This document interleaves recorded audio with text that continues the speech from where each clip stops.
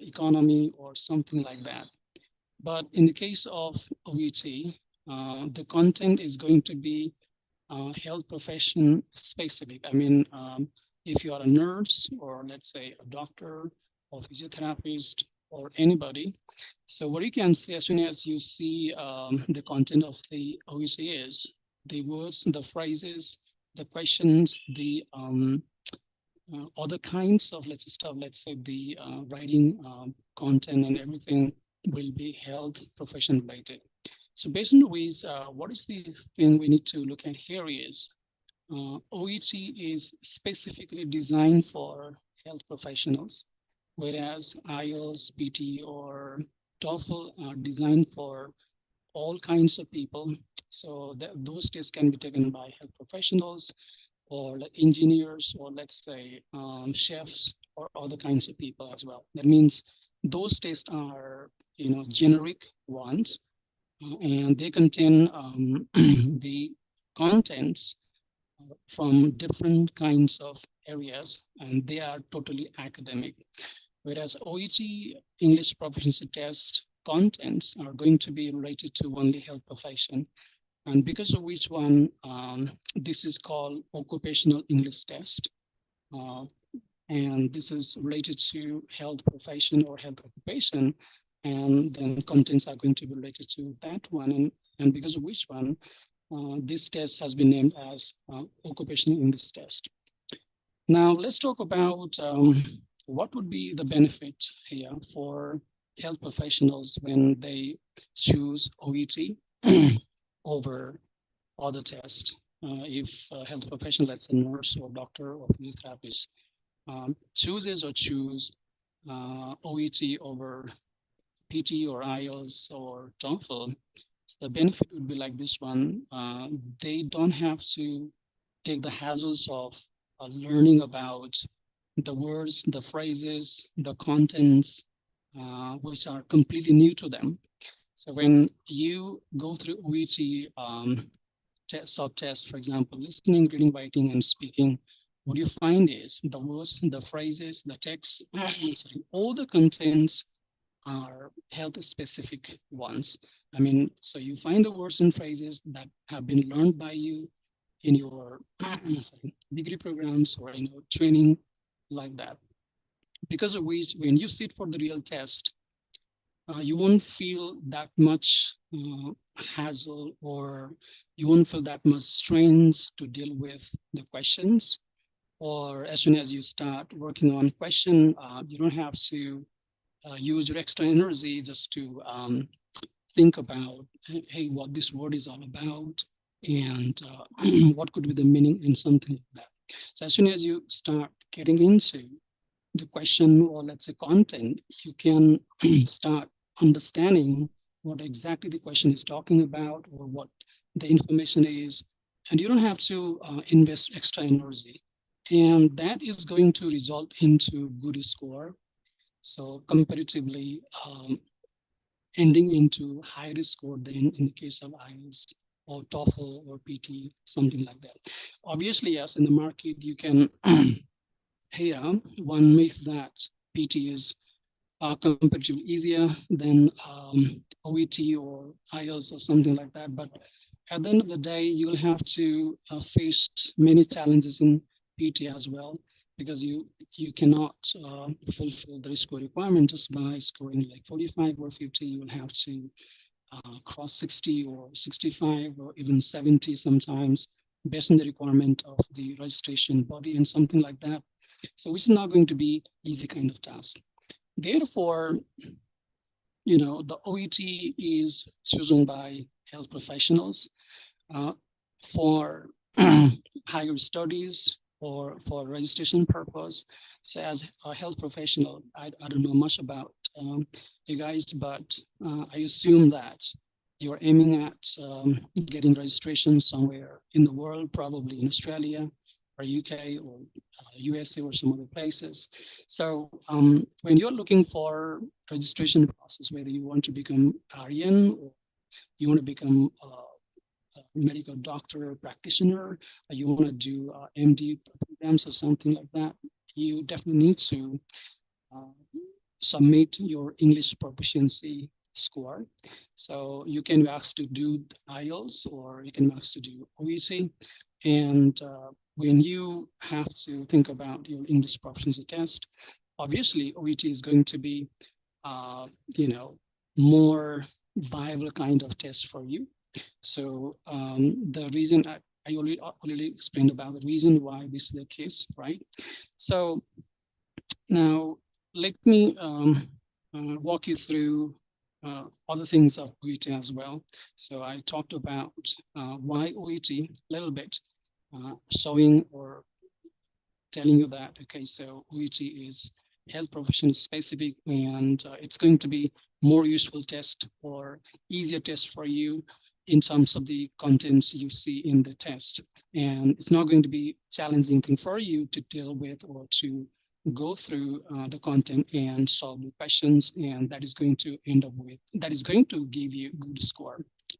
Right, so in this session, I want to talk a lot, but since I'm given less 1 hour or 1 or 15 minutes time slot, I might have to limit my discussion. So let me go to talk about some of the things as well. So these are the 12 professions, you know, for which the OET is designed. For example, let's say if your health assistant will OET work for you, obviously, if you are a health assistant, OET is not going to work for you probably. But if you go into other professions or higher, let's say, level of your medical practice, and you just belong to one of these categories, of course, you can think about OET. So if you're a dentist, if you're a dietitian, if you're a doctor, if you're a nurse, if you are occupational therapist, or if you work in the fields of eyes or pharmacist, so OET test is for these professions. And I assume most of you who are attending today's orientation session are nurses. I assume that, but I don't know much about you, so I may interact with you later on. So these are the 12 professions. Let's say you are a health profession and you are not a nurse, but you are working in patient care somewhere. So can you do OET for that? So of course not, because only these 12 professions have been fixed by OET. And only these 12 professionals can go for OET tests to demonstrate their English proficiency. Okay, I hope you know you belong to one of these professions, right? And now let me tell you something about how the OET is conducted in the form of test. So when we think about the test, we obviously start thinking about paper and pencil test or paper and pen test. Obviously, OET is also not different from that one, but OET is available in 3 formats. So one is the paper-based, which is given in the paper, and you'll have to use pencil and pen to answer the questions, right? So this is one format. So another format is computer-based test. The contents are going to be same. The 4 subtests will be there, and you'll have to do those 4 sections test on computer. So 3 sections or 3 subtests test on computer, and you'll have to do a speaking test online. So the interlocutor will be sitting somewhere in the remote, and you will have to converse with the you know, interlocutor online. So whereas in the case of paper-based test, you will go to test venue and you will see the interlocutor in person, and you're going to do a speaking test right there. In the case of computer-based test, even though you go to the test venue for doing the for taking computer-based test, your speaking test has to be done online. So there will be no face-to-face or person-to-person speaking test for computer-based test. Now, there is another format of OET that can be taken from home, but unfortunately, that version of test is not available in Nepal. So in Nepal, we have only 2 formats. So one is paper format and another one is computer format. Now, so after this, let me talk to you something about the test centers before I, talk about the recognition or use of OET in different organizations. Let me take you to the test centers. So in Nepal, so OET test centers are available in two places for paper-based. So if you would like to choose the paper-based OET test, you have to register with a Universal Language Center, Language and Computer Center, that's at Dili Bazaar. So one center is that one, and second center lies at Chitwan district. So this is CMC, Chitwan Medical College. So these are the two centers in Nepal for paper-based OET test. And if you choose computer-based tests, then you have to go to this American Center at Maharajganj. So there is OET computer-based test center. And while booking your test, you have to choose that center in the computer version, and you'll go there to take the computer version test. So these are the three test centers available in Nepal currently for the OET test. Now let's talk about the use of OET. So nowadays, many OET test takers look for the registration process. You might be a doctor and you might be looking for lab test or for UK, or you might be looking for USMLE, or you might be looking for registration, MD programs, or licensing programs in Australia or some other countries. And specifically these countries, require you to demonstrate your English proficiency score. And for that, you'll be given the choices of either IELTS or OET, or in some places, even TOEFL is accepted. But PT is not accepted in most of the places. For example, if you look for or let's say USMLE or something, then your PT score won't be accepted. Either you have to go for IELTS or you have to go for OET. But when you go for the options, the OET is going to be on the topmost level, and IELTS is going to be second, and all the tests will be in the last place. I would say these other tests are not so much preferred by the registration bodies or even testing bodies or admission bodies. So that is the case. And for the case of nursing, let's say whether you want to go to UK for registration process, or you want to become RN in UK or Australia or places, even in the case of US, after doing NCLEX or after completion of NCLEX, you may choose either IELTS or OET. It'll be up to you. But OET is preferred to IELTS, but some of the nurses would like to go for IELTS.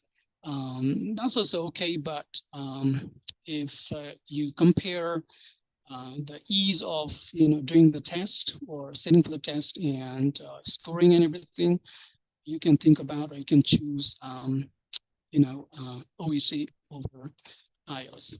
So these are the things, and country-wise, at the moment, more than 32 countries around the world accept OET for some kind of purpose.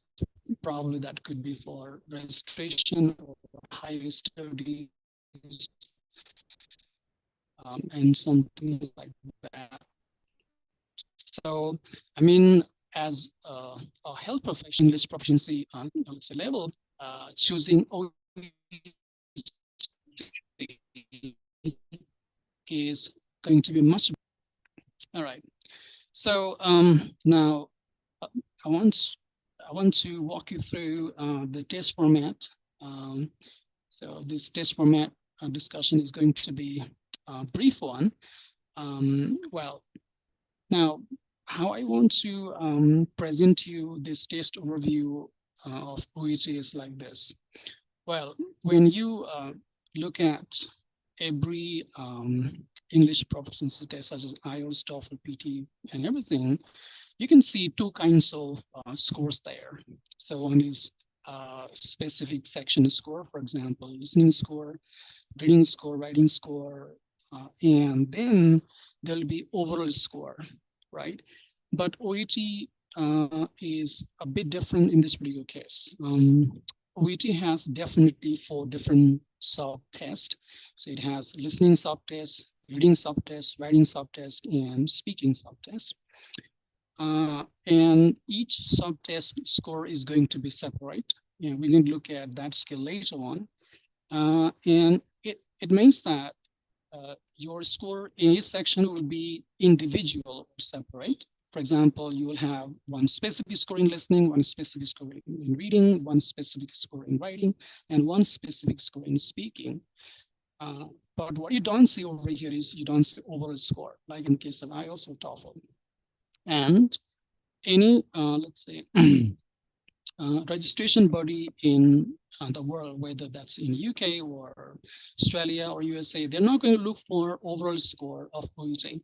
They always require you to, cross certain level of individual sections or individual subtest, score. For example, you have to cross this level in listening, this level in reading, this level in writing, and this level in speaking.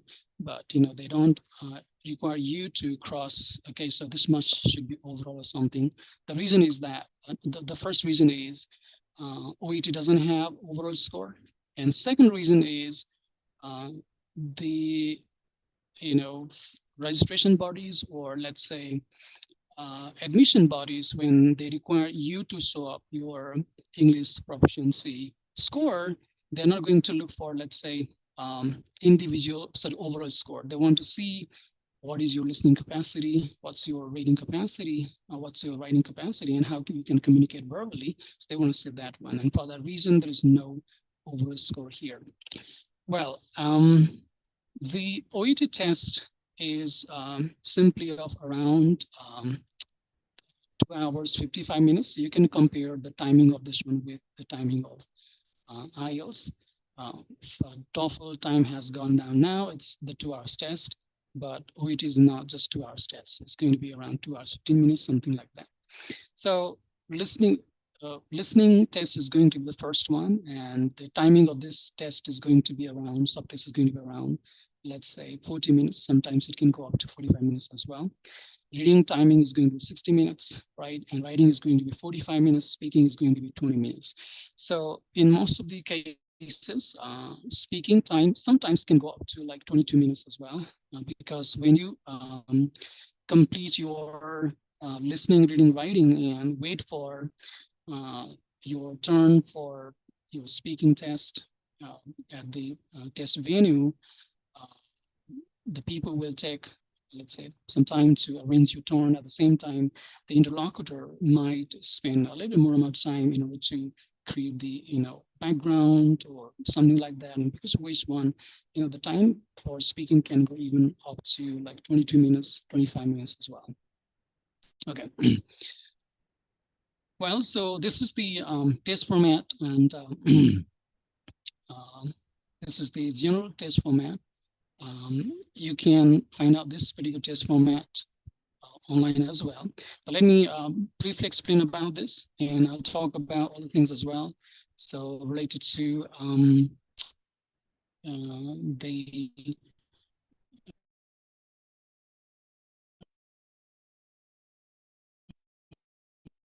preparation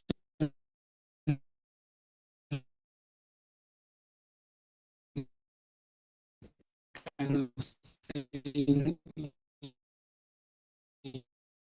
and other things as well. So I try to idle accessing. So let me talk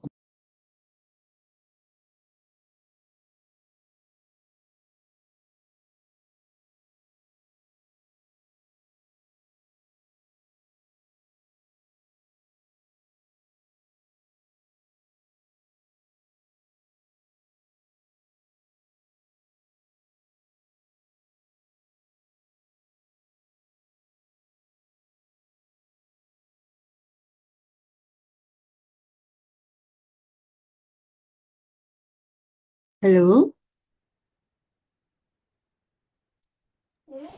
Yes, ma'am. Hello.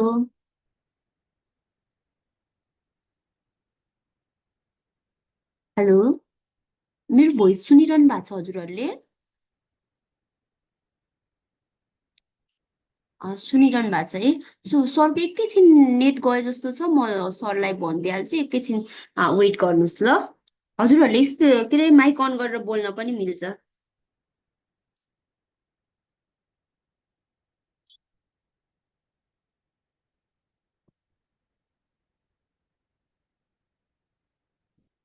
होला मैले unmute गरिदिएको छु हेर्नु त unmute गरेर बोल्नुहोस् त मिल्छ unmute गर्न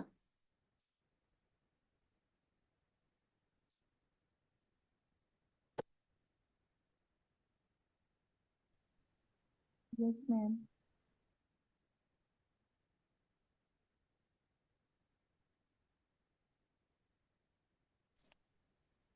मिल्छ होला एकचोटि हेर्नुहोस् त अनम्युट गर्नु मिलिरहेछ अहिले चाहिँ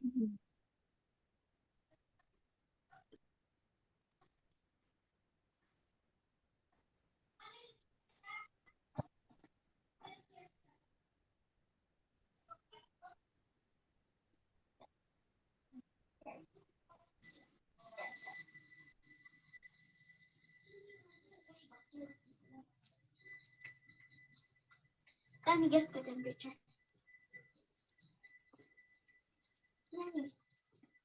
Guess the temperature. Play with me.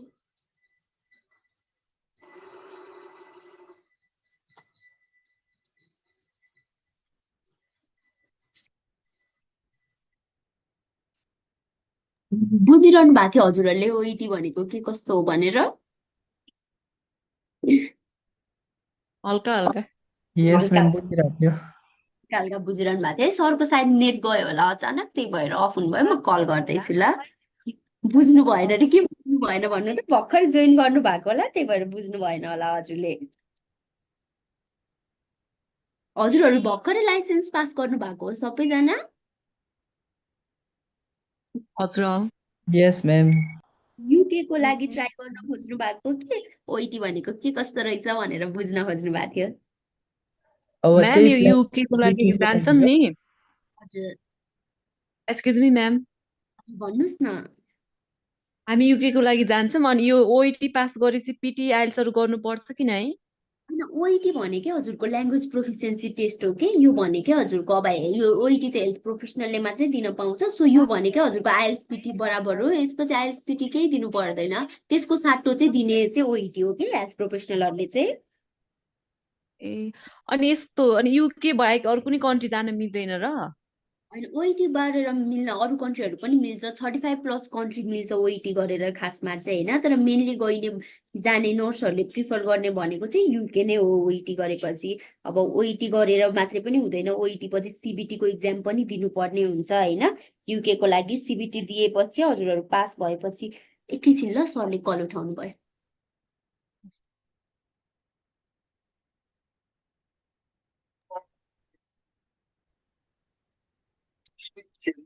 A okay sir join गर्नुहोस् त म हजुरलाई पोस्ट दिइरहेको छु एकैछिन ए हुन्छ सर अब भयो होला एकचोटि चेक गर्नुहोस् त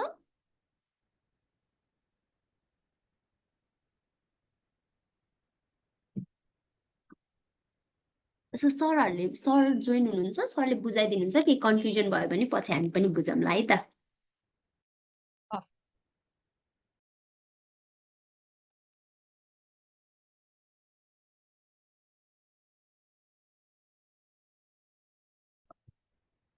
I think, okay, so somebody had some kind of concern about how to follow the pathway to UK or Australia or something like that. So I overheard that someone is asking about whether you need to do IELTS or PT or not once you do OET. Okay, so let me clarify you this, that when you do OET, you don't have to do IELTS and PTs. You're going to do one of them. So either you do IELTS or you do OET. You don't have to do IELTS or PT when you do OET. Now, if you're thinking of getting registered in UK as a nurse. What is your process? So let me tell you here how many steps you need to fulfill, and what is the first step here. So look, if you are 3 years PCL pass nurse, or you're a BSc nurse, you need to have at least 1 year work experience to get registered in UK.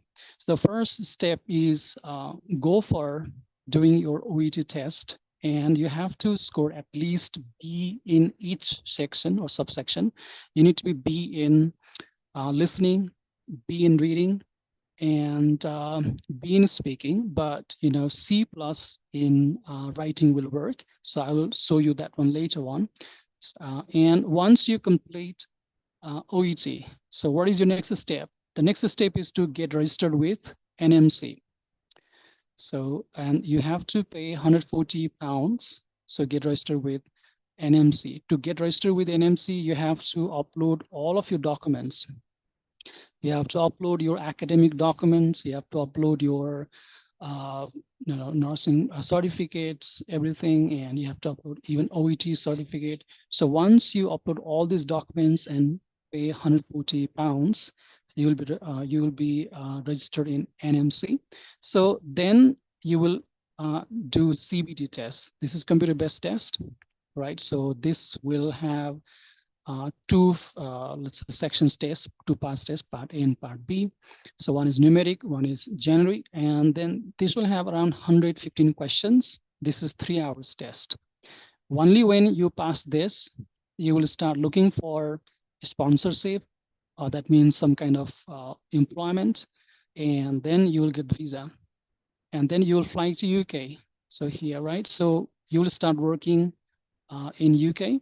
So during that working time in UK, your probably hospital or caring house or anybody will process for your OSCE. So this is the last stage for your registration process in UK. So this is objective structured clinical examination. This is called OSCE. So this is, you have to pay £992, and normally you don't have to pay this. Your employer is going to pay this, and you will sit for this particular test. Only when you pass this test, you'll become registered nurse in UK. So this is the process. So for fulfilling all these steps, your first step is to go for OET. Now, let me explain here. If you do IELTS, that is also okay. If you do IELTS, that's also okay. But comparatively, scoring 6.5 or 7 in IELTS writing section is going to be more difficult than in the case of OET. So you don't have to score B in writing section of OET. If you score C plus, then you can be accepted by NMC. So at least you have to have C plus in writing. So you need to have B in speaking, B in reading, and B in listening. So this is the requirement. So let's now we'll talk about even Australia. Just let me show you here about the score. So what is the score range here you need to cross? Let's look at all these steps. The score of OET is going to be like this one. For each subtest, the score begins from 0 and goes up to 500. So this is the highest level of score. So EDC, so these levels are not going to be useful. So for registration purpose or anything else, you have to go above C plus. So normally you have to score B. So B means in IELTS, it is like 7 or 7.5. So in IELTS, you have to cross 7 in each section. So this is B in the case of OET. So your score should be between 350 and 440 to score B. And and if you're looking for registration process, obviously C plus is going to work in the writing section. It means that if you score, let's say 310 or 320 or 330 or 340, then it's going to work for the registration process for nurses. But for, let's say, doctors, if you're a doctor, then this is not going to work. So you need to cross minimum B in all soft tests, be in listening, be in reading, be in writing, be in speaking. So for doctors, it's not going to be possible for the registration or other things if you do not cross B. But for the case of in nurses, C+ in writing will work. So if you prepare for OET, your target should always be crossing B in each section. So that's the case. And now let me tell you briefly about how much it is possible to cross B in all the sections of OET. Obviously, if you come from English background, it's not going to be that much challenging. But even if you're not from English background, for example, if you have gone through or if you have attended government school and have completed nursing, so for you also it's not going to be difficult, but your preparation should be a little bit longer. Means normally when you prepare OET for, let's say, 1 month to 2 months, that 1 month to 2 months preparation will be enough for doing the test. But in some cases, what might happen is you might face problems in writing section specifically. So because, even if you have good English, sometimes the writing process goes a little bit tricky.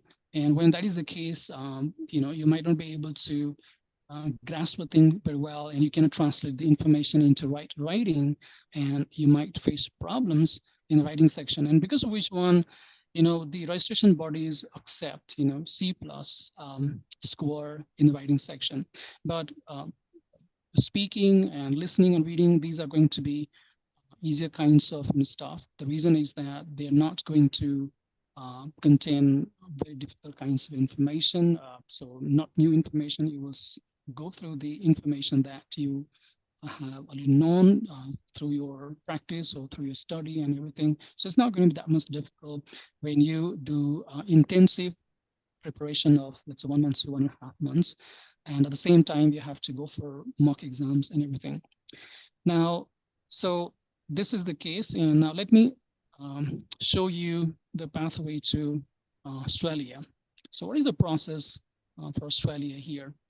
So you can be 3 years PCL nurse or BSc nurse, and you need to have at least 1 year experience.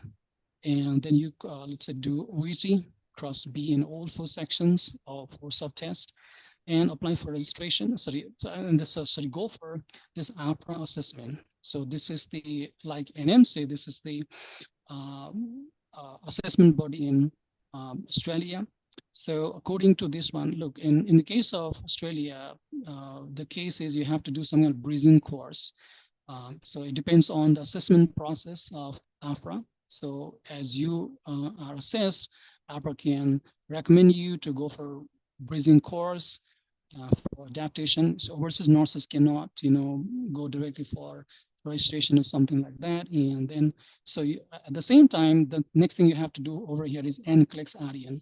So in the case of UK, you have to do OSCE, but here you have to do NCLEX ARIAN. So NCLEX ARIAN is the same NCLEX exam you do in the case of USA.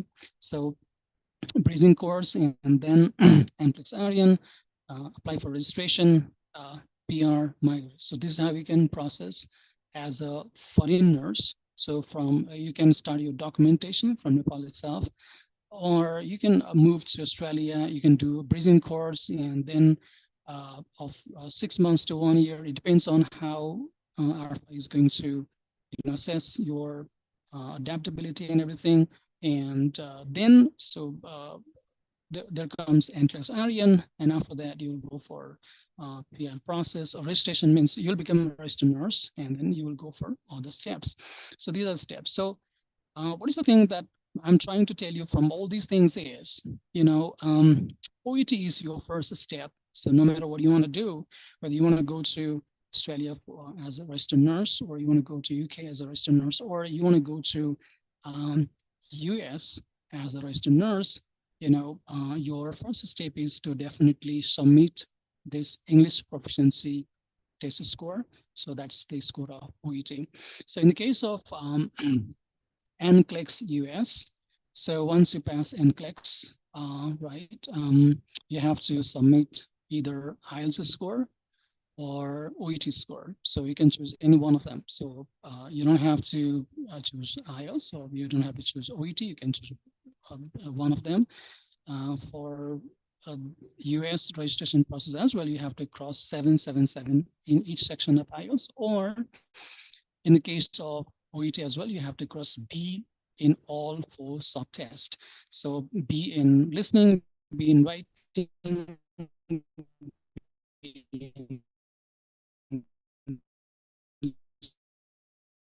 speaking, being listening in the case of English US. So no matter which process you look at, whether you look at the process of in the UK, or you look at the process of Australia, you look at the process of USA, the basic requirement is language proficiency score requirement, and that's going to be the score of OET or score of IELTS. And since OET has been designed with the contents of health profession, so not only I, but also everybody who is in this preparation profession suggest health professionals to go for OET test rather than going for IELTS or PT or TOEFL. Right. So these are things. Now let us go to talk about a little bit other information. Okay. Now, another important thing you need to know about is what is the cost of OET registration. Let's talk about this. Well,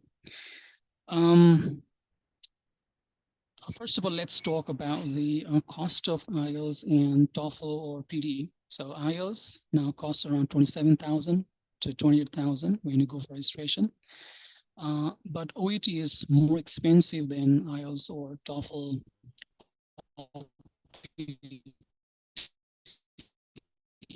So on an average, IELTS or PT or TOEFL. But this is going to be a little bit more amount of money in the case of OEC. So it is going to be 587 Australian dollar. So that means it is going to cost around probably, for 50,000 and something like that. So if you multiply this one with 80 rupees or something like that, so you can just see the amount. So which is going to be around, let's say, 15,000 or 20,000 more than the cost of IELTS or cost of PD. And by looking at this particular cost kind of factor, many nurses or doctors try to change their option from OET to another one. But the thing is like this one, once you get inside OET and try to know the questions and then the techniques of how to solve the questions and everything, you know what, you'll find OET 50% easier than IELTS or PT or TOEFL. Now, the next thing is, what is the benefit of doing OETs? Now, let me talk about this one. There is a facility of, doing individual section test or sub-test when you score less in that sub-test or subsection. Let's take an example that in the case of IELTS, when you do not cross 7 in writing, you have to resit for IELTS fully. That means you have to register the test again, or you have to do all the tests, listening, reading, writing, speaking, everything you should do. Okay, you cannot sit for the test of only listening if you get less score in listening, or if you get less score in writing, you cannot sit only for the test of writing section. You have to register for all 4 sections again. And what is the challenge of that? The challenge of that one is, you know what, you have to work again. You have to start from the scratch, and you have to take the burden of all 4 sections, techniques, strategies, and everything. So that's going to be a little bit, burdensome kind of thing. But in the case of OET, let's say you have to cross BBB in all 4 subtests, but unfortunately you score just C in speaking. Now what you can do, you can book your date again, and you can just register only for speaking test, and you can produce a higher amount of score, and you can submit that score. So that score is accepted. Or another one is clubbing. Clubbing means, there is a facility of clubbing or adding the score of two tests. For example, let's say you have scored 250 in previous test in speaking. Now you sit again for the speaking test, and now you score, let's say, 280 or 290 or something. Now those two scores can be added. That means that is called clubbing, and then a new level can be produced, and that kind of score can also be accepted. That means OET has more flexibility. What I mean to say is, why this flexibility is offered by OET is definitely more expensive. At the same time, this is specifically for health professionals, and other people don't sit for this kind of test. And because of which one, OET has provided this kind of flexibility, and any organization that requires you to submit OET score will accept this particular process. They won't just deny them. Means deny that one, whether you are trying for UK registration or Australia. So this is not true in the case of NCLEX USA, but in the case of Australia, in case of UK, clubbing is accepted in all the sections, even in the case of reading or in the case of writing. So clubbing is accepted. So, and from that, let's say, perspective as well. So it's going to be very easy for you, to fulfill the language proficiency score requirement. Okay. Now,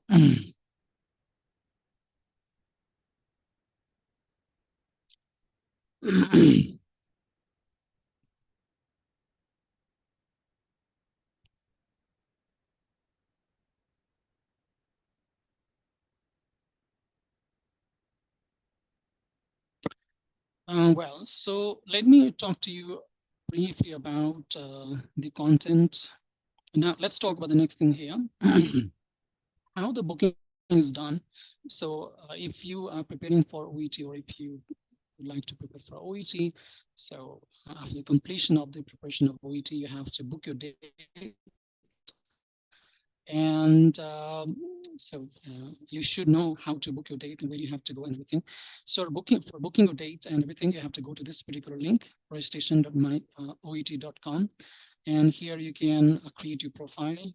That means your username, your password, and everything. And you have to pay the test fee through this, site.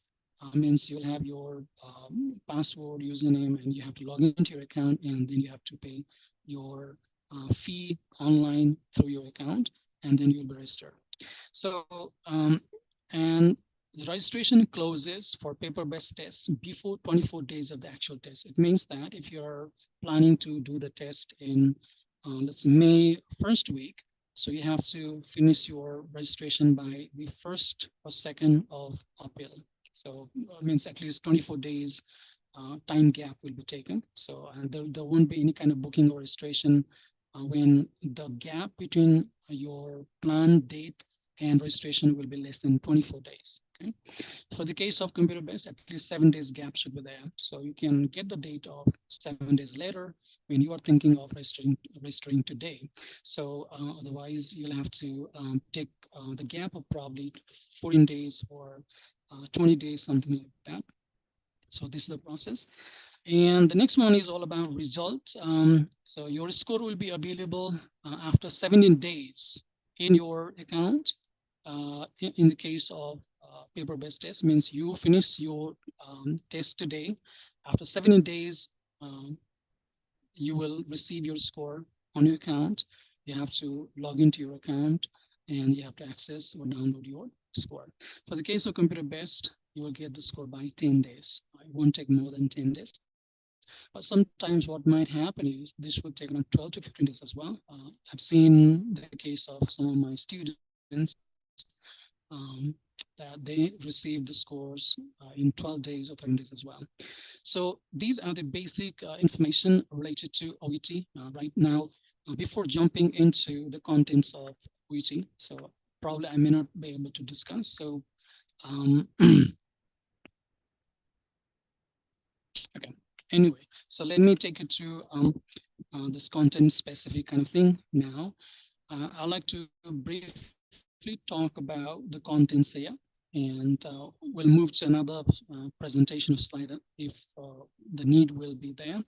Otherwise, I'll try to explain from this slide everything about the content. I won't be taking much time because when I keep talking more, it could be boring kind of thing. And I'd love to answer your questions. I think you might have some questions as well. So I'll do that one after a few minutes. So let me explain briefly about the content here. Well, so when you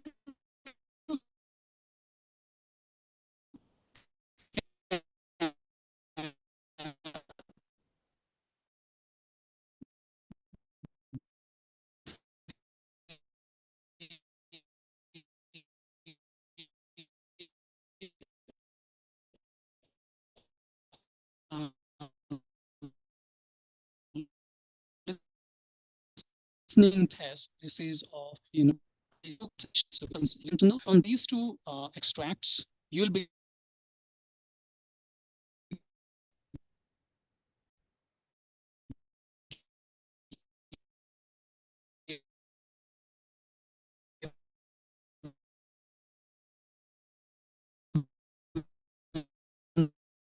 24 questions, and from part A, 6 questions will be from part B. That way, you can see 30 questions, and in part C, you will see 12 questions. There'll be 2 extracts. Those will be long interviews between a health professional and some interviewer, and the interviewer will be interviewing the health professional about probably some kind of new technology or some kind of presentation like that one. So this way, listening test will be with 42 questions, and in total you will find 4, 16 audio extracts. You will listen to 10 audio extracts, and there'll be 42 questions. And then, so after the completion of listening, you will be assigned for reading test. In the reading test as well, you will see 3 different parts: part A, part B, and part C. Part A will be with 4 passages under the same topic, but there'll be 20 questions which need to be solved in a matter of 15 minutes. You'll be strictly instructed to spend only 15 minutes, right? And within 15 minutes, you have to solve 20 questions, right? And then in the part B, you'll be given 6 different passages with 1 question from each, passes. And then there will be in 2 passages in the part 3, so which will be followed by 80 questions. This way, reading will also have 42 questions, and time will be 60 minutes here. So in the writing, you're supposed to write 1 letter, and the time will be 45 minutes. And to write 1 letter, you'll be given a case note, a health professional case note, and you'll be given some prompts, and that instructs you what you need to do. You need to read the case note and write a letter. The letter could be a referral letter or transfer letter or discharge letter, or could be even information letter. And then, so once you complete all these 3 subtests, you'll have to go for speaking. The speaking is all about role play. You'll have to take up the role of your profession. For example, if you register for OET as a nurse, you'll have to play the role of nurse in the speaking test. And if you are doing the OET test as a doctor, or let's say as a medical person, obviously you have to play the role of doctor. So the situation requires you to be specific kind of doctor, or situation requires you to be specific kind of nurse. For example, sometimes you may have to be a home nurse, or sometimes you have to be nursing home nurse or hospital nurse. So it depends on what kind of situation has been given on the role play card. So based on that one, you'll have to speak. In the speaking test, you'll have to play 2 roles. Okay, so 2 roles. You have to do speaking 2 times. It means you have to play 2 roles here. And at your test center or test venue, okay, so there'll be interlocutor. There won't be examiner. The interlocutor will play the role of patient or relative of patient. For example, if you have to be a home nurse and situation is given to you to be home nurse, the interlocutor could play the role of probably patient or relative of patient or someone else based on what situation has been provided to him or her on the topic card or role play card, right? So, I mean, so based on the role that has to be played by the interlocutor and based on the role you play, your speaking will be recorded so on the spot at the test center, and that recording is sent to Australia for the assessment, and two assessors will assess your recording, and based on that, they will confirm how much score you're going to deserve, and based on that, you can get the score. So when you go to Universal Test Center or Chitul Medical College, in the speaking test, you will see one interlocutor. So who is the person interacting with, who is the person interacting with you, and that person will be just playing the role. So that person won't assess your speaking level and anything. Right, so this is how the test is conducted. And now let us talk about the next thing here. In the listening and reading, in part A of the listening and part A of reading, you have to write your answers. And those answers will be assessed by the assessors in Australia. And there'll be multiple choice questions. The multiple choice questions need to be darkened by your pencil. And those will be assessed by computers. So that means here, two kinds of assessors involved. One is human assessor, another one is computer assessor. So in the case of listening and reading, part A, human assessors will involve, but in the case of part B and part C, the computers will assess your score. And in the case of writing, two human raters will involve. So the letter you write will be assessed by two assessors. One is the language expert, and another one is health professional who is expert in the field of writing.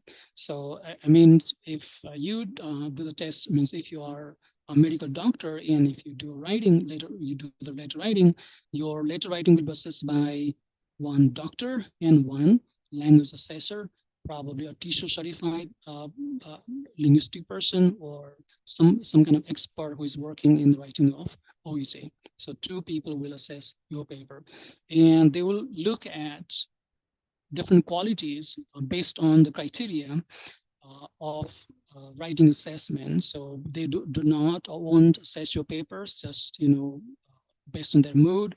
They will place the criteria in their front, and they will use each criterion in order to assess your letter. For example, what is the purpose in the letter? Have you written your purpose clearly? So these things happen. Well, so in a way, what you can say is the assessment in the case of the OET is very interesting. At the same time, that is rigorous, and that is health profession specific, and because of which one, so it's going to be very fruitful or benefiting to advertise OET. But since I have trained many doctors and nurses in the OET field, I can see their let's say signing faces once they do the test and they score at least B. And yeah, only some students, some trainees, aspirants come up with the lowest score, but when they attempt second time, they end up with good score. But when I train students, people in IELTS, they have to keep working over and over again in the case of writing, or sometimes in the case of reading, because IELTS, reading and writing are really tough ones.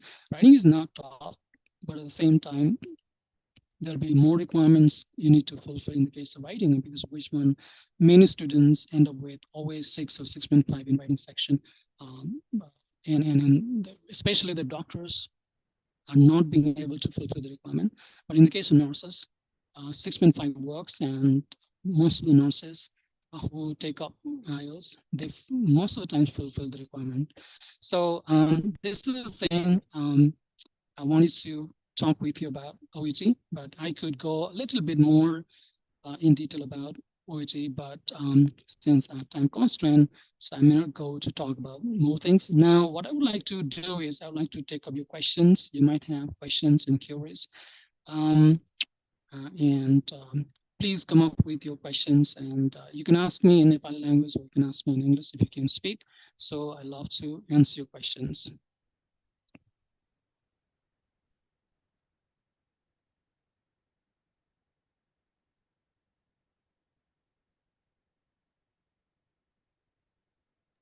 Sir everything was good but त्यहाँ पुगिसकेपछि हाम्रो चाहिँ minimum salary चाहिँ कतिसम्म हुन्छ नि PCL लेभलको चाहिँ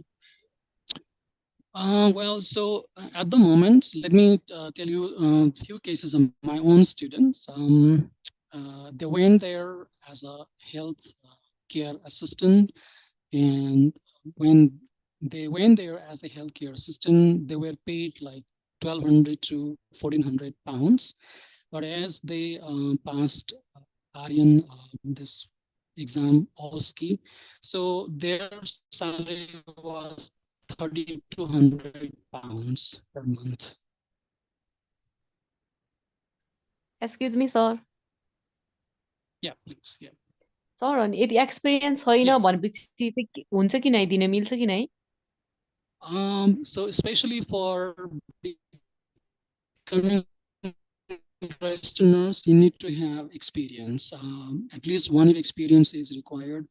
Because you know what, when you upload your document, तपाईँको document जब upload गर्नुहुन्छ नि त्यो NMC को वेबसाइटमा त्यो एक्सपिरियन्स लेटर खोज्छ उनीहरूले हैन तपाईले एक्सपिरियन्स लेटर बनाउनु भयो जस्तो भनौँ न मैले फलाना हस्पिटलमा काम गरेको छु र तपाईको जुन तपाईले पास गर्नुभएको त्यो जुन डिग्री छ त्यसको टाइम र तपाईको एक्सपिरियन्स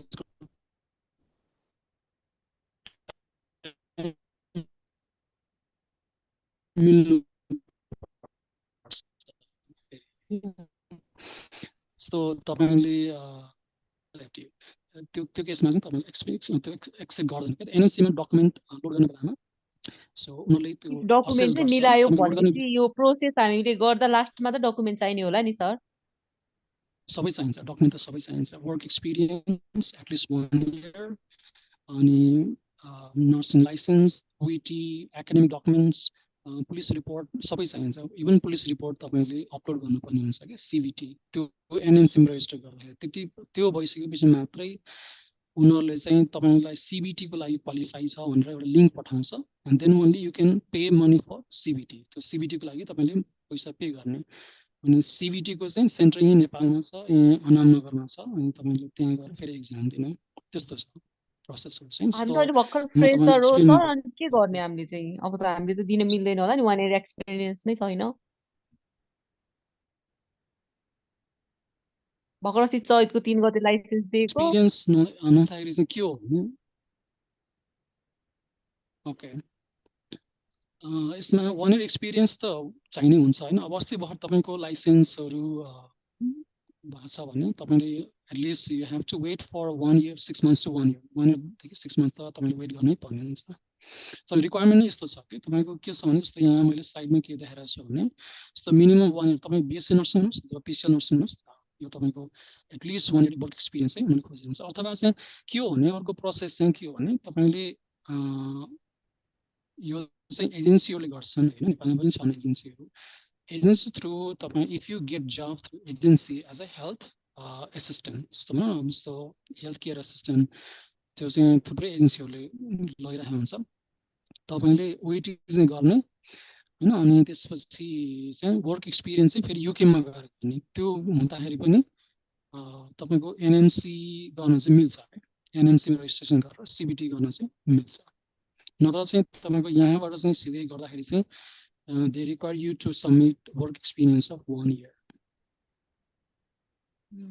हामीले चाहिँ पिटी गरेर बाहिर जाने अनि उतै भन्नाले कि कुनै काम गर्ने एज अ नर्स जस्तै कुनै पनि एज केयर त्यस्तो कुनैमा काम गर्ने अनि पछि चाहिँ त्यो एक्सपिरियन्स युज गरेर ओइटी गर्न मिल्छ मिल्छ त्यो पनि मिल्छ हैन त्यो पाथवेहरु फरक छन् जस्तो तपाई ओइटी गर्नुहुन्छ अनि ओइटी सरी पिटी गर्नुहुन्छ पिटी गरेर तपाईँ युके जानुहोस् अनि त्यसपछि फेरि त्यहाँ as a health care assistant भएर काम गर्नुहोस् अनि ड्युरिङ द्याट टाइम तपाईँले वर्क एक्सपिरियन्स एटलिस्ट 1 इयर पनि भइसकेको हुन्छ अनि त्यही टाइममा तपाईँले फेरि आइएल्स गर्दा नि भयो ओइटी गर्दा नि भयो अनि त्यसपछि बल्ल चाहिँ यो एनएमसीको रेजिस्ट्रेसन प्रोसेसमा तपाईँ जानुहुन्छ थ्याङ्क यू सर अनि सर अहिले डिपेन्डेन्टमा त छैन होइन सर हाम्रो पिसिएल लेभलको छैन है के हुन्छ अनि यसमा तपाईँको डिपेन्डेन्ट भनेको चाहिँ तपाईँको जब तपाईँले यो ओस्की गर्नुहुन्छ नि तपाईँ आफै पुगेर तपाईँ ओस्की गरिसक्नुभएको छ अनि बल्ल तपाईँ डिपेन्डेन्ट क्वालिफाई हुनुहुन्छ यो सबै प्रोसेस युकेमा त डिपेन्डेन्ट छैन जस्तो लागिरहेको छ होइन त्यो हुन्छ तर तपाईँको यस्तो छ कि तपाईँको दुईवटा स्टेज छ तपाईँ एनएचएस डिरेक्ट G2G मा जानुभयो भने त्यो त्यसमा डिपेन्डेन्ट छैन तपाईँले रिसेन्टली सुन्नुभयो होला अहिले अस्ति भर्खर 50 जना सेलेक्सन हुनुभएकोमा तपाईँको 20 जना मात्रै को फ्लाइट भएको छ अस्ति भर्खर अनि उहाँहरूको चाहिँ के छ भने 5 इयरको कन्ट्र्याक्ट हुन्छ एनएचएससँग होइन 5 इयरमा 3 इयर्स तपाईँले कम्प्लिट गर्नु पर्यो 3 इयर्स पछि मात्रै तपाईँले डिपेन्डेन्ट लानु पाउनुहुन्छ दुईटा प्रोसेस छ एउटा G2G छ होइन जस्तो तपाईँले सुन्नुभएको छ होला युकेले चाहिँ G2G गभर्मेन्ट टु गभर्मेन्ट लेभलबाट उनीहरूले चाहिँ 200 जना नर्सेसहरू नेपालबाट लाने भन्ने कुरा गरेर सबै सेलेक्सन प्रोसेसहरू भयो नर्सेसहरूले चाहिँ डकुमेन्ट भन्नाले मोस्ट अफ द नर्सेसको प्रब्लम के थियो भन्दाखेरि आइएल्स र ओइटीमा थियो होइन सबैले पहिला चाहिँ डकुमेन्टहरू सबमिट गर्नुभयो पछि अब हामी कहाँ पनि आउनुभएको थियो प्रिपरेसन गर्नलाई अब कतिले अब त्यो टाइमभित्रमा चाहिँ ओइटी सबमिट गर्न सक्नु भएन तब आइएल्स सबमिट गर्न सक्नु भएन त्यो पछि त्यो तपाईँको एप्लिकेसन परेको थियो 575 जनाको पछि त्यो नम्बर ठ्याक्कै 200मा झऱ्यो होइन अनि त्यो 200मा पनि तपाईँको वर्क एक्सपिरियन्स 1 इयरको पुरा गर्न नसकेर लगभग 100 जनामा झर्नु अनि त्यसमा 80 जनाको इन्टरभ्यू भएको थियो त्यो इन्टरभ्यू पछि 50 जना सेलेक्सन भएको 50 जनाकोमा भर्खर 20 जनाको फ्लाइट भएको छ त्यो चाहिँ G2G हो G2G मा चाहिँ के हुन्छ भन्दाखेरि यहाँबाट पुरा प्रोसेस कम्प्लिट हुन्छ क्या तपाईँको यो मात्रै हुँदैन ओस्की मात्रै हुँदैन यो सबै यहाँ कम्प्लिट भइसकेको हुन्छ ओस्की तुम्ही गरेर दिने युकेमै गरेर दिने ओस्की तपाईँको नेपालबाट हुँदैन तपाईँ यो सबै कम्प्लिट गर्नुहुन्छ अनि ओस्की चाहिँ उहाँ गरेर दिने अनि उहाँले चाहिँ यो सबै कम्प्लिट गर्नुभयो सक्सेसमा चाहिँ अहिले यता श्रम मन्त्रालयको भनाइअनुसार चाहिँ सक्सेस चाहिँ 47 उहाँहरूले तर एक्चुअलमा तपाईँको पछि कुरा सुन्दाखेरि 30 जनाको मात्रै भएको थियो भने त्यो चाहिँ के भने G2G भयो एकदम फेयर तरिकाले जाने हो नत्र तपाईँको जस्तो यहाँ युके जाने नर्सहरूको चाहिँ पाथवे भनेको के हो भने तपाईँले ओइटी गर्नुहुन्छ सिधै अनि वर्क एक्सपिरियन्स पनि छैन अनि त्यसपछि एजेन्सीहरू थुप्रै छ यहाँ काठमाडौँमा पनि थ्रु एजेन्सी थ्रु जाने अनि युके यो ओइटी गर्ने बित्तिकै तपाईँको डकुमेन्टहरू यहाँ लोड गर्ने तर वर्क एक्सपिरियन्स चाहिँ वर्किङ इन युके भनेर देखाउने त्यसपछि गएर चाहिँ सिबिटी पनि नदिने यहाँनिर अनि सिबिटी चाहिँ पछि उता गएर सिबिटी पनि उतैबाट दिने अनि यो सबै उतैबाट गरेर पनि जानुहुन्छ होइन एउटा प्रोसेस त्यो पनि छ अर्को प्रोसेस चाहिँ अब यो डकुमेन्टहरू अपलोड गर्ने एक्सपिरियन्स 6 मन्थ्सहरूको देखाउने त्यसपछि गएर यो सिबिटी यहाँ कम्प्लिट गर्ने त्यसपछि फेरि त्यही जबहरू स्पोन्सरसिप लेटर भनेको नै के हो भने तपाईँको जब पाउने हो क्या तपाईँले के अरे सिधै त्यो उता पाउनु त्यही केयरिङ होममा जाने त्यसपछि त्यसको स्पोन्सरसिप भयो अनि तपाईँ त्यहाँ जानुहुन्छ अनि बल्ल उसकै गर्ने अनि बल्ल चाहिँ तपाईँ हारिनु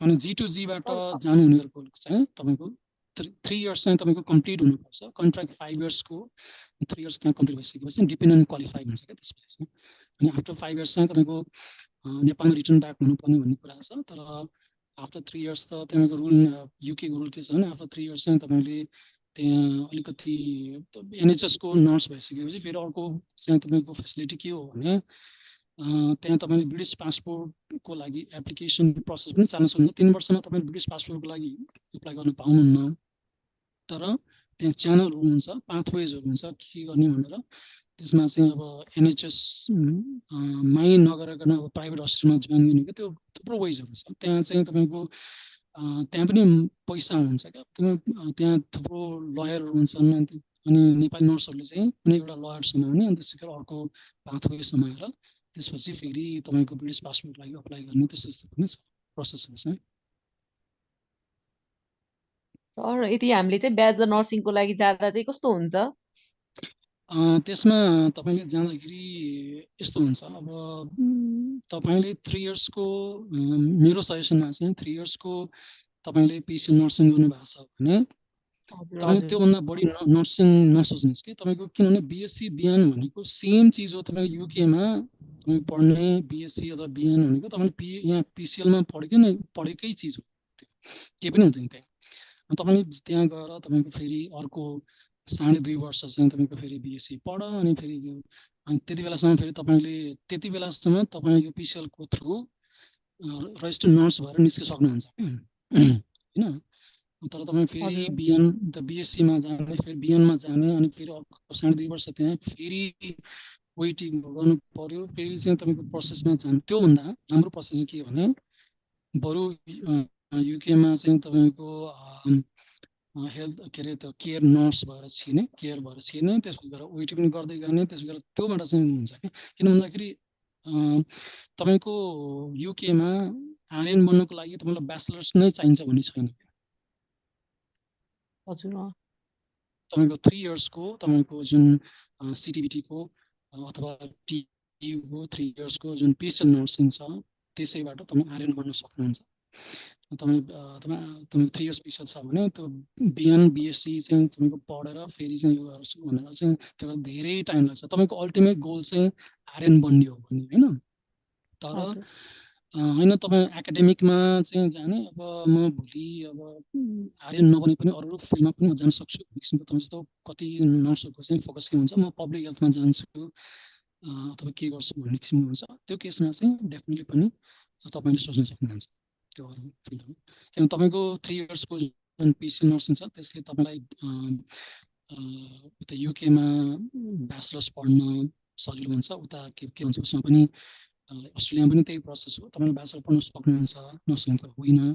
तर के छ भन्दाखेरि त्यो तपाईँको फेरि अर्को 2.5 to 3 इयर्स त्यसमा इन्भेस्टमेन्ट हुन्छ क्या। अनि त्यो हुँदाखेरि त्यसले दिने भनेको सेम नलेज हो, सेम स्किल हो, तपाईँले अलरेडी थाहा छ। अनि त्यो के हुन्छ भने फेरि त्यही दोहोऱ्याउँ, अनि फेरि तपाईँको अरू पार्ट टाइम जबमा फेरि अर्को तपाईँ फेरि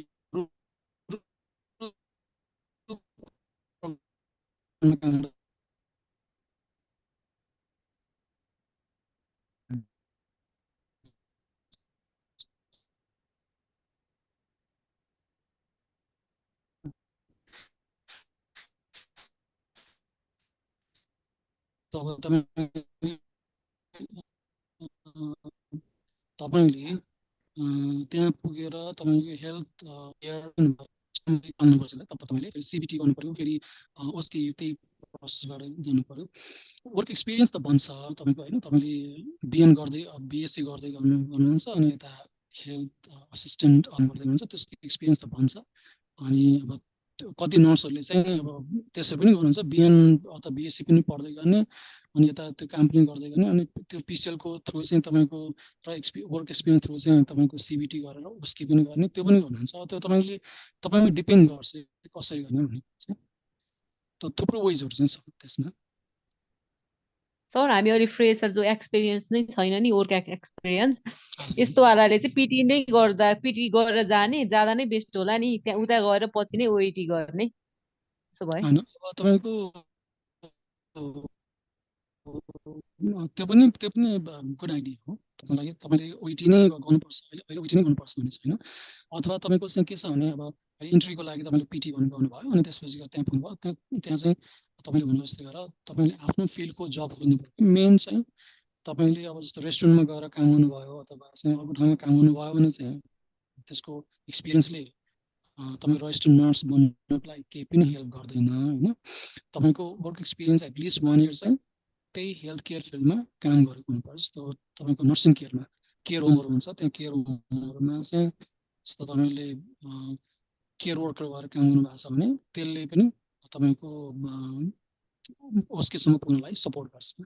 एटलिस्ट त्यो 1 इयरको त बनाउन सक्नु होइन। त्यो जुन तपाईँले भन्नुहुन्छ त्यो पनि राइट हो।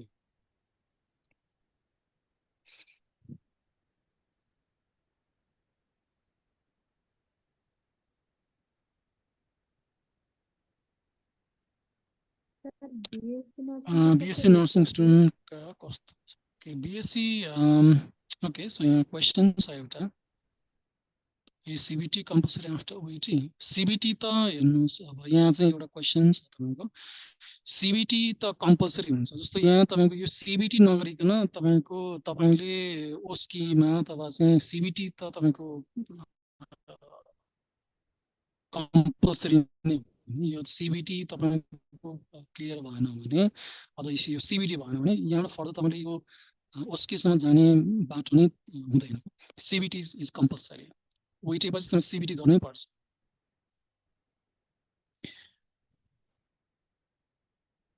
यो अस्ट्रेलियाको लागि चाहिँ यो एप्लिकेबल हुँदैन होइन अस्ट्रेलियाको लागि चाहिँ तपाईँको सबै डकुमेन्ट्सहरू आर्टबाट चाहिँ असेसमेन्ट भइसकेपछि तपाईँले गर्ने भनेको एन्क्लेक्स जस्तो तपाईँले if you are thinking about अस्ट्रेलियाको लागि चाहिँ तपाईँको जस्तो तपाईँले OET गर्नुभयो भने चाहिँ तपाईँको सबै चिजहरू चाहिँ आफ्नोमा अपलोड गरेर तपाईँको चाहिँ असेसमेन्ट गर्नुपर्छ त्यसपछि उसको असेसमेन्ट पछि उसले तपाईँलाई ब्रिजिङ कोर्स गर्ने भनेर एउटा सजेसन दिन्छ अनि त्यो फलो गरेर तपाईँले चाहिँ अस्ट्रेलिया पुग्नु पर्यो अनि अस्ट्रेलिया पुगिसकेपछि तपाईँको चाहिँ यही बिचमा तपाईँ आरएन गर्नु पर्यो के अरे त्यो एन्क्लेक्स गर्नु पर्यो एन्क्लेक्स तपाईँको OET त छँदैछ अनि एन्क्लेक्स कम्प्लिट गरिसकेपछि अनि बल्ल चाहिँ तपाईँले रेजिस्टर्ड नर्स हुन पाउनुहुन्छ अस्ट्रेलियाको केसमा चाहिँ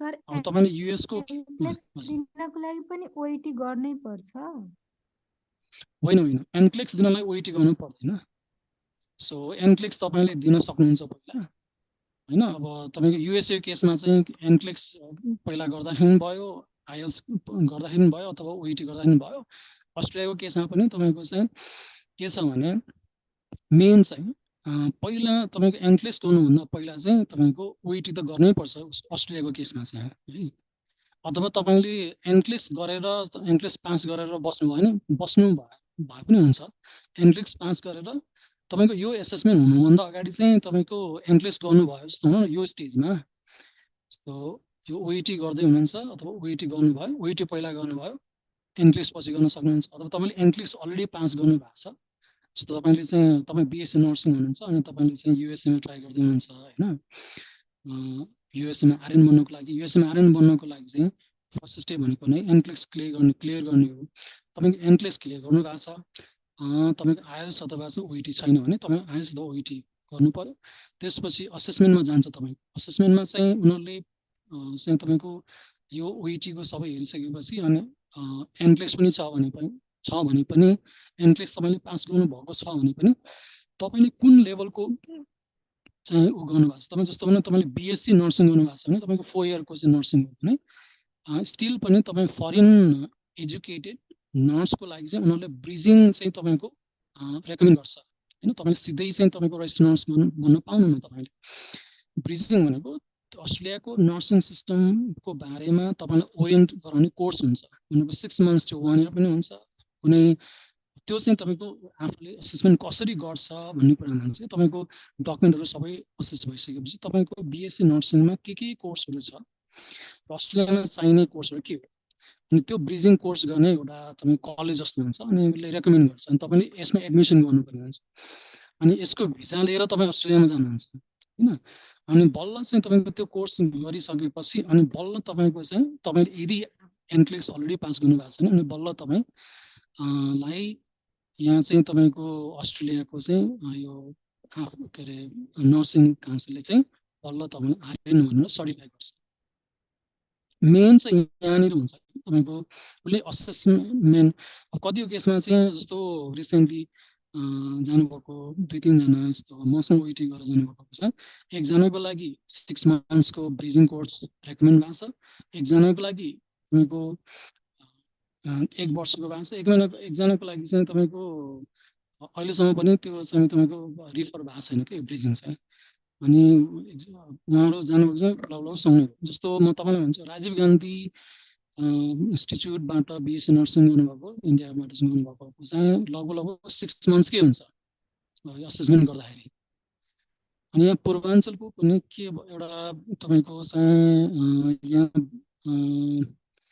तपाईँले सुन्नुभएको छ नि यो पूर्वाञ्चलको एउटा बौद्धतिर एउटा कलेज छ नि के कलेज छ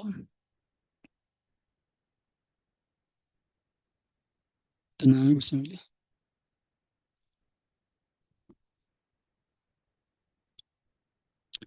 सो यसमा चाहिँ असेसमेन्टमा डिपेन्ड गर्छ उहाँहरूको चाहिँ। सर त्यसो भए ओआइटी नगर्दा पनि हुन्छ, डाइरेक्ट एनक्लेक्स गर्दा हुन्छ? तपाईँले कहाँको लागि सोच्नु भएको छ, युके के अरे अस्ट्रेलिया अथवा चाहिँ युएस? अस्ट्रेलियाको। होइन, तपाईँले पहिला नै आर्यन गर्दाखेरि पनि हुन्छ, सरी एनक्लेक्स आर्यन गर्दाखेरि पनि हुन्छ, ओइटी अलि पछि डाइरेक्ट गर्दाखेरि पनि हुन्छ।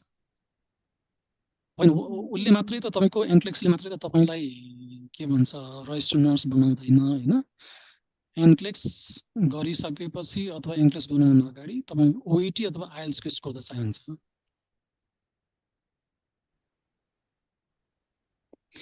अब युएसको लागि चाहिँ के हो भने, युएसको लागि एनक्लेक्स गर्ने हो तपाईँले होइन। एनक्लेक्स गरिसकेपछि तपाईँले आइएल्स अथवा ओइटी यो दुईटा मध्ये एउटा गर्ने, अथवा ओइटी गर्नुहोस् एनक्लेक्स पछि गर्नुहोस्, कुरा एउटै हो, दुइटै चाहिन्छ।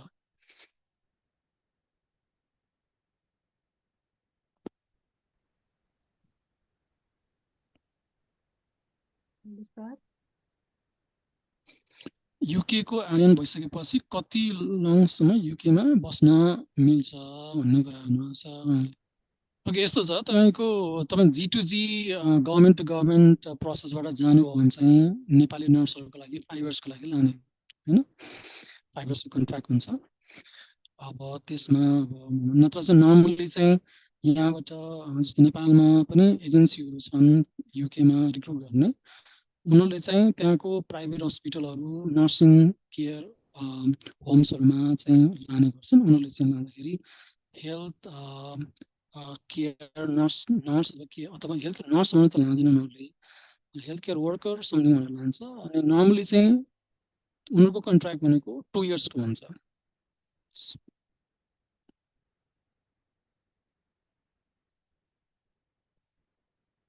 Okay. So I think I have answered most of the questions. तपाईँको मेन चाहिँ अब ओइटी गर्ने कि नगर्ने भन्नुभयो। हजुर, एकचोटि अझै भनिदिनु नि, ओइटी गर्नु पर्छ कि पर्दैन एनक्लेक्सको लागि? ओके, सो ओइटी अथवा आइएल्स त तपाईँको एनक्लेक्स तपाईँले गर्दाखेरि तपाईँको अगाडि गर्ने कि पछाडि गर्ने भन्ने कुरा चाहिँ तपाईँको उसमा तपाईँमा डिपेन्ड गर्छ होइन। तपाईँले प्रिपरेसन दुइटै एकैचोटिमै गर्न सक्नुहुन्छ, एउटा अगाडि एउटा पछाडि पनि गर्न सक्नुहुन्छ। तर के छ भन्दाखेरि एनक्लेक्सको साथसाथमा ल्याङ्ग्वेज प्रोफिसियन्सी स्कोर त चाहिन्छ। त्यसमा तपाईँले ओइटी गर्दा नि भयो, आइएल्स गर्दा नि भयो। जस्तो तपाईँले युएसको लागि सोच्नु भएको छ भने आइएल्स गर्दा नि भयो, ओइटी गर्दा नि भयो, तर ओइटी बेटर हुन्छ। अनि ओइटी त गर्नै पर्छ, ओइटी अथवा आइएल्स त एउटा त गर्नै पर्छ। जस्तो तपाईँले एनक्लेक्स पास गर्नुभयो तर तपाईँसँग आइएल्सको स्कोर पनि छैन, ओइटीको पनि छैन भने तपाईँको त्यो प्रोसेस नै हुँदैन कि। तपाईँले आर्यन पास गरिसकेपछि तपाईँको त्यहाँ एज अ नर्स तपाईँले अप्लाई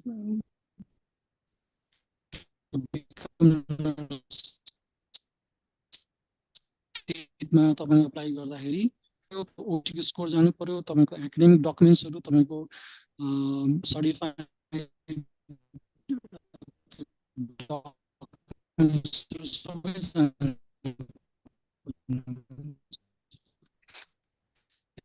त तपाईँको डेफिनेट चाहन्छ। इन केस अफ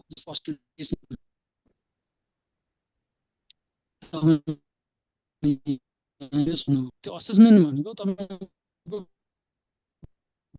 जस्तो बिएससी नर्सिङ तपाईँ यो असेसमेन्ट आर्यन बन्नको लागि चाहिँ तपाईँले म्यान्डेटोरीली और कम्पलसरी के गर्नु पर्यो, एनक्लेक्स गर्नु पर्यो होइन। सो यो स्टेजमा चाहिँ एनक्लेक्स पहिला नगर्दा नै हुन्छ अस्ट्रेलियाको केसमा चाहिँ।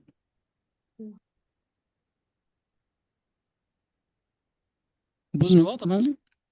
बुझेको। अनि के भन्छ त्यसमा यो एनक्लेक्सहरूको आर्यन बन्नको लागि त्यसमा त पर्सेन्टेजहरू पनि हेर्छ त्यो हाम्रो ब्याचलरको? पर्सेन्टेज भन्दा पनि तपाईँको एनक्लेक्स पास गर्न सक्नुहुन्छ कि सक्नुहुन्न भन्नेमा हुन्छ। एनक्लेक्स पास गर्नु पर्यो। पर्सेन्टेजले त्यति फरक पार्दैन होइन, पर्सेन्टेजले त्यति फरक पार्दैन। केले फरक पार्छ भन्दाखेरि तपाईँको चाहिँ वर्क एक्सपिरियन्सले पनि फरक पार्छ अलिकति। र नेक्स्ट चाहिँ तपाईँको एनक्लेक्स पास हुनु भएपछि त तपाईँको पर्सेन्टेजले केही पनि फरक पर्दैन। अनि अर्को कुरा चाहिँ तपाईँको एक्सपिरियन्स हो। एक्सपिरियन्स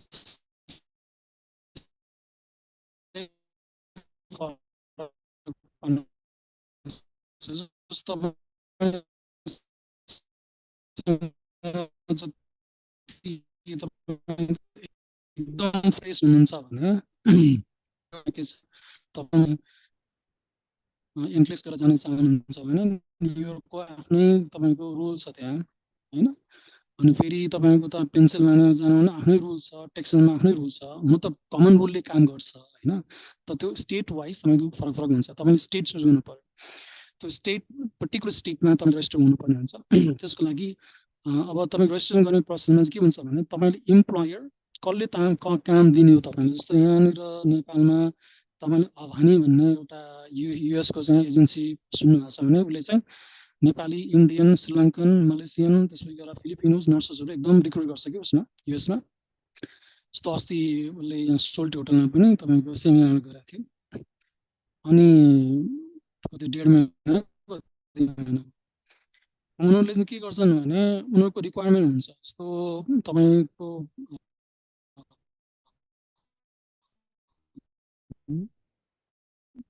स्पेसिफिक स्टेटको पेन्सिल्भेनिया हो भने एउटा हस्पिटलको रिक्वायरमेन्ट हुन्छ। एनक्लेक्स पास गरेको अनि आइएल्समा 7.7 भएको अनि तपाईँ आइसियु नर्स एक्सपिरियन्स छ, 2 इयर्स एक्सपिरियन्स छ भने तपाईँको एक्सपिरियन्स म्याच भएन। अब तपाईँले चाहिँ जस्तो जेनरल वार्डमा काम भएको छ, अब आइसियुमा काम भएको छैन भने तपाईँको रिक्वायरमेन्ट फुल भने त्यहाँनिर हो। त्यहाँनिर चाहिँ तपाईँको चान्स के हुन्छ, तपाईँ तपाईँको एनक्लेक्स पास गर्नुभयो पनि अथवा चाहिँ तपाईँले आइएल्स अथवा ओइटीमा 7 भन्दा माथि ल्याउनु भयो पनि तपाईँको अब त्यहाँनिर चाहिँ त्यहाँबाट चाहिँ यस्तो रेजिस्ट्रेसन हुनुको लागि तपाईँले सिधै मात्र जानु, तपाईँको इम्प्लोइमेन्टले पनि फरक पार्छ। कुन स्टेटमा जाने, कसरी जाने भन्ने कुरा तपाईँले त्यो जब अफरले पनि फरक पार्छ। किन सेल्फमा जाँदाखेरि चाहिँ के गाह्रो हुन्छ भन्दाखेरि तपाईँ आफ्नो एकदम स्ट्रेटली जाँदाखेरि पनि हुन्छ। तर तपाईँ त्यहाँ गइसकेपछि फेरि तपाईँले जब सर्च गर्नुपर्ने हुन्छ, धेरै कुराहरू हुन्छ। तर भनेको मतलब चाहिँ मैले भन्नु खोजेको के छ भने तपाईँको के कुराले तपाईँको युएसएमा चाहिँ डिटर्मिन फ्याक्टर प्ले गर्छ आइरन बन्नुको लागि भने तपाईँले एनक्लेक्स पास त गर्नै पर्यो अथवा ओइटी अथवा आइएल्स त तपाईँले गर्नै पर्यो। त्यसपछि तपाईँले कुन स्टेटमा जाने र तपाईँले